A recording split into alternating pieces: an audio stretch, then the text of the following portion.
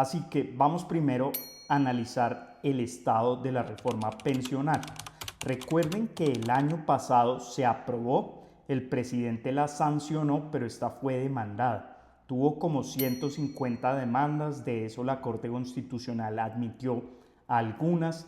El caso es que después de estudiar a fondo una de las demandas que presentó Paloma Valencia, la Corte Constitucional llegó a la conclusión que se habían cometido unos vicios de trámite porque hay un principio en el derecho y es que se tiene que dar un debate democrático. Y cuando no se da ese debate democrático hay una especie de elusión al debate democrático. Esto significa que la plenaria de la Cámara lo que hace es rechazar su tarea de tener que legislar y hacer un trabajo de analizar la ley. Pero la Corte concluyó que eso se podía subsanar. ¿Por qué? Porque ya había sido discutido en 4 debates, porque ya era el último debate, porque en ese debate se estudió la ponencia de archivo, después se aprobó la ponencia mayoritaria, se inició el estudio, pero de un momento a otro, a pesar de que decidieron acoger el texto de la plenaria del Senado, la Corte, un poco polémico me parece a mí, decidió que no importaba y que se podía subsanar y le dio la oportunidad a la plenaria de la Cámara de volver a repetir el 4.º debate. ¿Y qué fue lo que hicieron? En el mes de junio se hizo la subsanación. ¿Pero qué pasó ahí? Y aquí es importante que analicemos eso para entender qué va a pasar con la reforma pensional. Cuando se emitió ese auto en el cual se dio la orden de subsanar la reforma en 4.º debate, lo que se quería es que la plenaria de la Cámara hiciera un estudio de fondo de todas las proposiciones que se habían presentado, que hicieran un debate democrático, que la oposición pudiera sustentar sus propuestas, inclusive dio la posibilidad de presentar nuevas proposiciones. Pero ¿qué hizo el gobierno nacional y qué hizo la Cámara de Representantes, que es progobiernista? Lo que hizo fue que con el decreto de extras que emitió el presidente Petro, citó a las sesiones de la Cámara de Representantes, las secciones extraordinarias, citó un viernes 27 a la plenaria con 2 horas de anticipación. ¿Y qué pasó en esa plenaria? Que nunca tuvieron mayorías decisorias para aprobar el orden del día y poder anunciar el proyecto de ley y estudiarlo al otro día. Como funciona el Congreso es que yo no puedo de un día a otro empezar a estudiar un proyecto de ley. ¿Por qué? Porque se tiene que dar una publicidad del mismo. Entonces yo lo tengo que anunciar para estudiarlo en la siguiente sesión, para que todos los congresistas sepan de qué se va a estudiar, qué se va a hacer, cuáles son los proyectos de ley. Entonces, al parecer, como no se tenían las mayorías ese viernes para aprobar el orden del día, pues no era procedente anunciar el proyecto de ley. Pero el gobierno y el presidente de la Cámara, en todo caso, decidieron avanzar, decidieron anunciarlo y al otro día se estudió la subsanación de la reforma pensional, pero hubo mucha polémica. ¿Por qué? Porque la oposición consideró que no solo ese anuncio había sido irregular, sino inclusive el decreto que citó a extras el presidente de la República, porque al parecer no estaba en el país y quien estaba con las funciones de ministro delegatario era Jaramillo, el de salud. Primera, al parecer, irregularidad, pero la segunda es esta del principio de publicidad, que se anunció el proyecto de ley sin que se tuviera una sesión con mayorías decisorias y al otro día, el sábado, se procedió a subsanar la reforma pensional.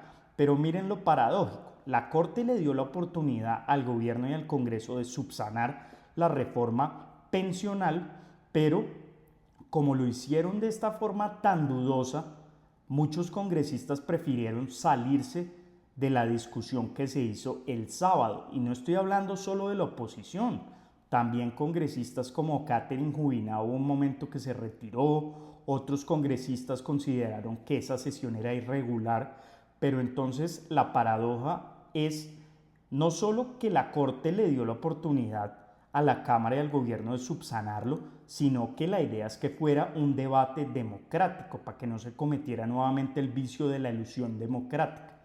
Pero pasó lo contrario. La oposición se retiró, entonces no pudo dar la discusión del proyecto de ley a fondo. Inclusive otros congresistas que algunas veces han actuado de forma independiente o que inclusive algunas veces han acompañado al gobierno, estaban en desacuerdo de lo que se estaba haciendo. Y hay un tercer elemento que es interesante analizar, y es que ese auto no se le alcanzó a notificar a la Cámara de Representantes. ¿Por qué? Porque la Cámara afanadamente, para poder sesionar rápidamente en sesiones extraordinarias, recuerden que el Congreso termina sesiones el 20 de junio y solamente vuelve a sesionar hasta la siguiente legislatura el 20 de julio, el gobierno, para que no se fueran de vacaciones muchos, citó a esas plenarias el día 27 y 28 de junio de forma afanosa. Pero ¿esto por qué es importante tenerlo en cuenta? Porque se subsana una reforma sin estar notificados con el auto. Pero además el contenido del auto, al parecer, no era muy claro en algunos aspectos, porque supuestamente daba la instrucción de empezar el debate desde la proposición donde se empezó a discutir que se acogiera el texto del Senado, y esa era la instrucción, pero daba otras instrucciones, que se podían presentar nuevas proposiciones, que se debía dar un debate a profundidad. Pero como lo interpretó el gobierno y la Cámara, las mayorías de la Cámara, es que la instrucción era volver a repetir la votación de la proposición acogiendo el texto del Senado y dar un debate profundo. En mi caso, personalmente, creo que la Corte Constitucional no dio esa instrucción. Lo que quería la Corte es que se retomara el debate en ese punto, pero no necesariamente que se votara y que con eso quedaba subsanada. La Corte fue clara en decir que se debían estudiar todas las proposiciones, y en este punto es importante resaltar que había más de 500 proposiciones, y en este auto el magistrado Reyes, por ejemplo, las analizó y concluyó que gran parte de las proposiciones no provenían de la oposición, sino que eran proposiciones de partidos progobiernistas. Recuerden que el profesor Uprimi acusó al Congreso de filibusterismo parlamentario, pero pues eso obviamente no se dio.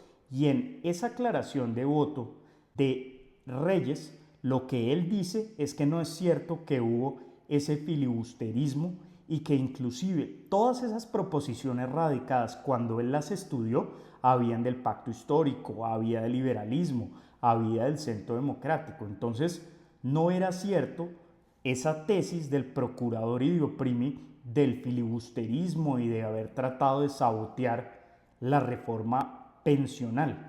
Y por eso es tan paradójico este tema, porque la Corte digamos en términos muy sencillos, le lanzó un salvavidas al gobierno y a la Cámara para que subsanaran el proyecto de ley, y no quisieron subsanarlo bien. Se aceleraron a estudiarlo un sábado sin que se pudiera anunciar con las mayorías que se requerían para aprobar el orden del día y para proceder a anunciarlo. Y esa es la puja en la que está el gobierno Petro contra el magistrado Ibáñez. Petro, con su argumento de un saboteo supuesto de la Corte Constitucional, Benedetti anda diciendo que es que se ha subsanado 2 veces, que esa es la voz de la democracia, que nunca un proyecto de ley se había subsanado de esa forma, pero lo que es absurdo y paradójico es que la Corte le da la oportunidad de subsanarlo al gobierno, al Congreso, y lo que hacen es aprobarla a las patadas, sin la oposición, sin estudiar todas las proposiciones que habían radicadas. Creo que eran 750 o más. No quisieron hacer un estudio a profundidad y ahora quieren sacarlo a las malas. Y hace 2 semanas Petro en Bucaramanga anunció que iniciaba el pago del bono pensional de los viejitos y es un poco su estrategia y el discurso del gobierno, es decir que se requiere esta ley pensional para poder hacer el pago de los viejitos, pero eso no es así. Ese programa ya existía y se paga con los recursos del presupuesto general de la nación. Así que entra la reforma pensional en la recta final, pero el día de ayer el magistrado Ibáñez le volvió a enviar un auto a la Cámara de Representantes porque las actas de esa sesión del 27 y 28 de junio al parecer no quedaron aprobadas. La del viernes 27 se aprobó, pero no con las mayorías que se requerían. Tuvieron creo que 71 votos y se requerían 91, lo cual significa, en el fondo es como si esa sesión de ese viernes 27 no se hubiera realizado, no hay un acta aprobada por la Cámara de Representantes que según jurisprudencia de la Corte Constitucional es la prueba que pide la Corte y es la que demuestra cómo se hizo la subsanación. Así que esto está muy enredado. Entiendo que el interés de la Corte es ayudar al gobierno y salvar este proyecto de ley. Creo que fue una decisión más política que jurídica, pero le dio la oportunidad de subsanar esos vicios, el vicio de la ilusión democrática, de renunciar a ese debate democrático en el cuarto debate al haber acogido el texto del Senado, pero ahora la Corte le vuelve a pedir el acta de esa sesión del 27 de junio. Vamos a ver qué responde la Cámara y qué termina decidiendo en su sala plena la Corte Constitucional. Vamos a ver.